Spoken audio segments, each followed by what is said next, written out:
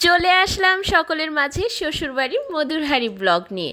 তোকে আমি দেখাবো আমার শ্বশুরবাড়ির মধুরহারি কত সুন্দর জায়গায় অবস্থিত। যাওয়ার পথে আমরা চলে আসলাম চরণতলা মা কালীর মন্দিরে। এখানে মাকে দর্শন করে আমরা দুজন আবার রওনা হলাম পাহাড়ের উদ্দেশ্যে, কারণ আমার শ্বশুরবাড়ির মধুরহারি পাহাড়ের এলাকায় অবস্থিত। ওই পাহাড় মিশেছে ওই আকাশে, দেখেছেন তো, আকাশের সাথে মিশে যাচ্ছে পাহাড়টি। তো আমার শ্বশুরবাড়ি অবস্থিত গজনী অবকাশের ঠিক পাশেই। তো এখন দেখুন আমরা ঠিক মাঝখান দিয়ে যাচ্ছি, আর আমাদের দুই পাশে সুন্দর সুন্দর পাহাড়, এত সুন্দর দৃশ্য যে আমি সব কিছু ফোনে হয়তো ক্যাপচার করে রাখতে পারিনি, তারপরেও যতটুকু রেখেছি আপনাদের সাথে শেয়ার করছি।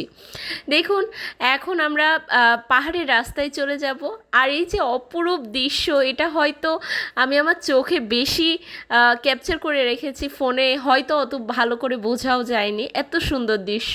আমরা ঠিক আছি পাহাড়ের উপরের রাস্তাটাতে, পাহাড়ের উপরের রাস্তা, সাথে বিশাল বিশাল বড় বড় গাছ।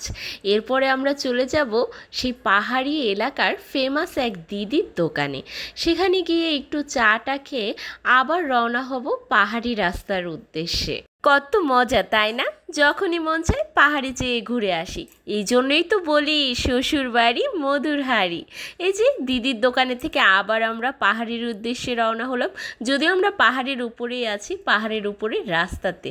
আমরা পুরো পাহাড়টা ঘুরেছি, পুরো পাহাড়টা এক্সপ্লোর করেছি, কিন্তু হয়তো পুরোটুকু আপনাদের দেখাতে পারিনি। এখানে আমরা একটু স্টে করেছি, কিছুক্ষণ আড্ডা দিয়েছি দুজনে মিলে। এরপরে আমরা বাড়ির উদ্দেশ্যে রওনা হয়েছি, যদিও আমাদের রাত হয়ে গিয়েছিল। তো আজকে এই পর্যন্তই।